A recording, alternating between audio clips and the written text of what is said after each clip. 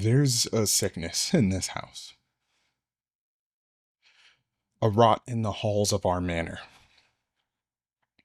Again, we witness tyranny, not on the scale of the horror nearly a quarter century past, but tyranny nonetheless.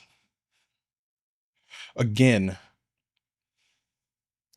as only 2 days ago, the broken and vile cheer at the loss of human life. They call it justice. They praise the sundering of families. Have we forgotten? Have we forgotten how it felt?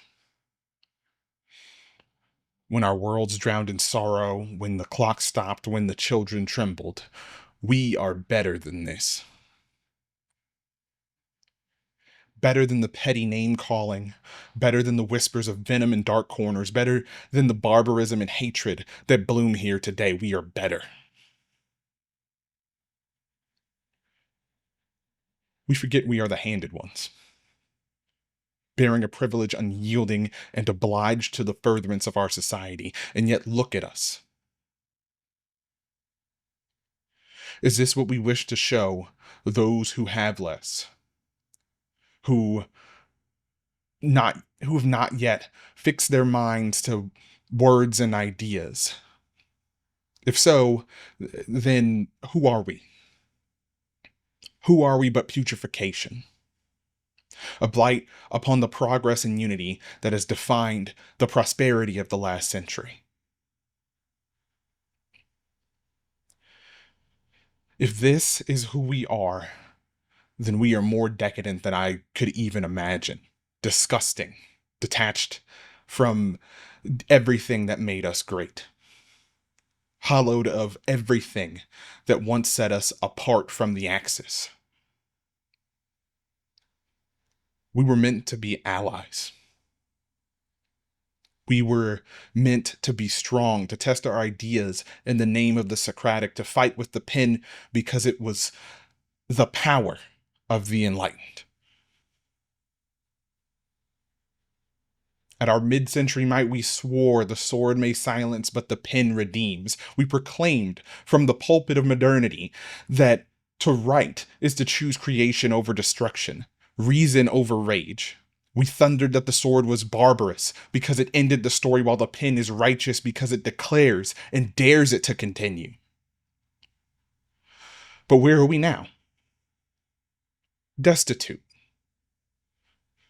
Crying out that we have not yet earned the peace that our ancestors fought so valiantly for.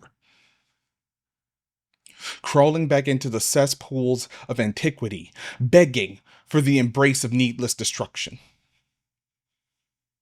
I fought for these rights. I bled for them. For our right to speak freely, to gather without fear, to stand shoulder to shoulder, and even when we disagree, stand shoulder to shoulder. And what I see now is a betrayal of that sacrifice. A vision of rights rationed, doled out only to the favored, the fashionable, the few. This is antithetical to the very freedoms we take for granted, and yet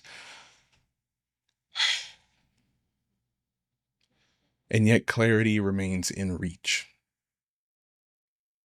We are not condemned to this decay. The pen is still in our hand. The choice is still before us.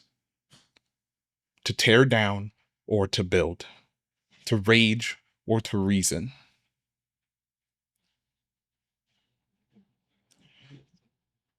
To end the story or dare it to continue. If we believe ourselves heirs to the enlightened, then the measure of our strength is not in how loudly we cheer a death, but how fiercely we defend life, even the life of an adversary. To refuse barbarism is not weakness. It is the only proof we have left of being civilized. For if we lose that, if we trade ink for blood and the page for the blade, then we are not victors of history. We are its relapse. A generation too fragile to uphold the peace it inherited.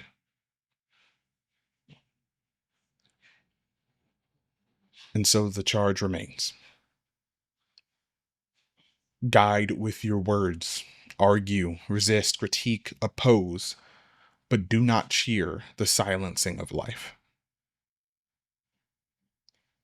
To speak, even in anger, is to remain human, and to kill for comfort is to become less than.